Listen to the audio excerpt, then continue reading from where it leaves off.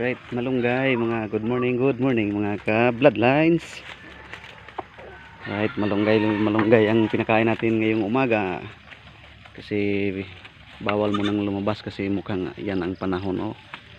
Baka mabutan sila ng ulan kasi may lakad tayo, kaya yan, dahon ng niyog at saka malunggay. Total maraming malunggay tayo doon. Kasi kawawa yung ating maliliit na kambing pag naulanan kasi wala tayo. Ilang oras tayong alis. Yan, oh. Uy, ang sigla. Uy, ang kanyang nanay. Ayaw nilang patikihin. Kasi gutom pa ito. Ay, ayan ang mga makukulit. Ayaw talaga paawat, oh. Ayaw paawat. Gutom sila. Na, padidihin mo muna bago ka kumain dito. Kawawa naman yung mga ano, kasi dito siya nakatulog, oh. Tapos yung kanyang mga anak ay nasa ibaba. Pero marunong naman din silang umakyat dito. Yan. Iba natin, oh. Ito ang dumalaga natin, oh. Sana magbuntis nito para maragdagan. So ngayong umaga may order tayong isang kambing. So hindi naman siya native, bali upgraded na siya. Nasa ano na siguro yun, F1 siguro. So dumalaga rin. So hinihintay natin yung kanyang pagdating para tingnan natin kung sana naman hindi awayin dito.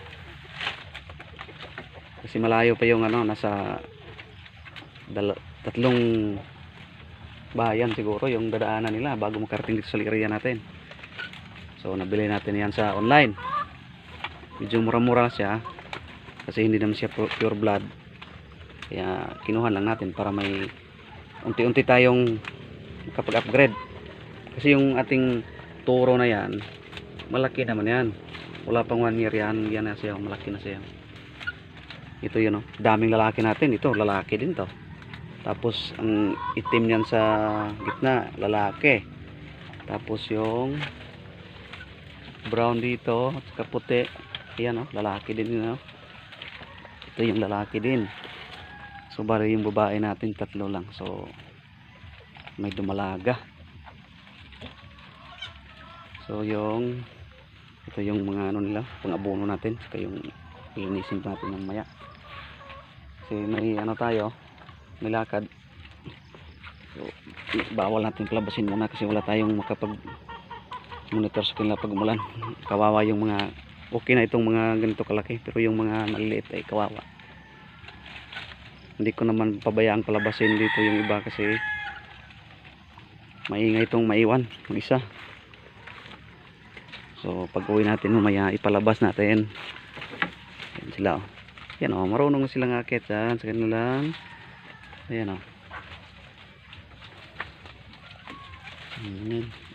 Iya. Mi. Ay, bait, oh. Ayan ang isa, oh. Pakainin niyo muna yung nanay niyo para makalidi kayo mamaya. Ayan. So itong dumalaga na to ay parang ano na ito, oh. Yung kanyang ari ay parang namaga, oh. Iwan ko kung naglandi ito or na kastahan na. Ayan, oh. Sa mga ka-farming dyan, anong masasabi niyo sa ganyang klaseng kambing? O naglalandi na ba yan o ready na ba yan para magpa ano, kasta or magpa-sampa? Ano ba yan? Para maragdagan naman natin yung alaga. Yan, oh. Sarap mamuhay dito sa probinsya. Ito yung mga manuka natin, oh. Kahit konti-konti na sila, matagal na akong walang update sa mga Rhode Island ko, pero andyan pa sila, oh. Yan, mga Rhode Island pa rin yan. Uy, buti na, lumiwanag, oh. Pero hindi natin muna ipalabas yung kambing. Yan, oh, sila. Yan, oh, Rhode Island, oh. So mayroon pa namang naiwan. Yung bahay nila, oh, nasira na, oh. Tinamaan ng bagyo, tapos nalagdagan ng mga niyog, yung bubong, oh. So Hindi lang natin ano yan, renovate yan kasi may puno ng niyog dyan. Maghahanap lang tayo ng area dyan sa loob na kahit maliit lang, basta may ano lang sila masilungan. So yung mga napiro, ang dali nilang nag ano ng ano, dahon, no? Ayan, oh. May mga dahon na, oh. Yung 3 araw pa siguro yan. Maganda talaga itong napiro kapag ano, basang-basa yung lupa para madali silang na ano ng dahon, no? So yung bagyo, may ano tayo sa bagyo, may remembrance tayo, nakatanim tayo ng napir. Yan, o, yung natin naman, o, nakatanim din tayo ng mulberry. So padamihin din natin yan kasi yung kanbeng lakas kumain. Yung Madrid de Agua ay hindi sila masyadong kumain, pero pag ganito, o, ihahalo natin sa mga ipil-ipil ay kaunti-unti nilang kakainin. So balikan natin sila. Ang bilis na ubos yung ano, malunggay. Basta malunggay talaga, ipil-ipil, ayun. Bilis talagang maubos nila 'yon. Yan sila, oy. Safety na kayo diyan kahit may bagyo, may ano na kayo, mapatungan.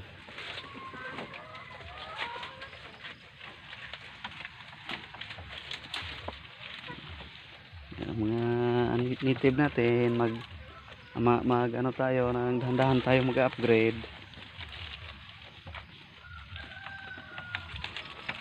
kasi wala naman tayong ano, pero kung yun talaga ang pagtuunan natin ng ano, ka-afford naman tayo sa mga tag 8,000, pero sa ngayon may prioritize pa tayo na malaking ginastusan kasi yung bahay talaga namin ng asawa ko, yun talaga ang ano ng gastos. So ito, kahit mga native, mabibinta naman ito. Parang hindi na ito native talaga na pure. May 1/4 na siguro ito kasi malalaki na. Kasi yung mga lula nito dati, mga malalaki din, mga galing sa DA. Kasi pag galing sa DA, may mga ano dyan na hindi naman yan pure nga native. So may na ano, ito yung makapag ano sa gawan, ano, sa bagong bibili natin nga darating ngayong araw, ay ito yung pastahin natin. At saka ito yung kambing nito sa DE din, ito galing yung mga ano nito, bloodlines nito kasi yung kanyang tinga, ay parang ano na, malalaki na. At saka ito yung itim, hindi naman ito lahat, hindi ito pure na native, may mga 1/4 lang siguro na ano, kasi galing ito sa mga DE, itong mga pinagkukunan nito, sabi ng mga binilhan ng mga tiyuhin ko dati.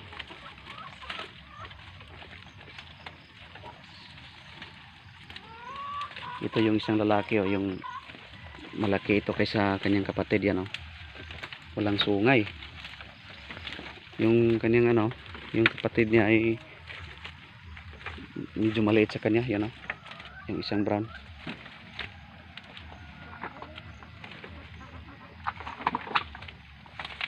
Pero sabi ng ano, may namimili sa akin ditong komprador, mahirap daw ibenta sa mga Muslim ang walang sungay, yung Bombay. Hindi daw bibili yung mga Muslim kasi yung pumunta dito dati nang nakabili ng mga alaga ko ay sa Mindanao nila i-deliver. So sabi niya hindi daw bibili ng walang sungay yung Muslim. Iwan ko kung totoo. Eh yan, may mga sungay, pwede sa Muslim yan.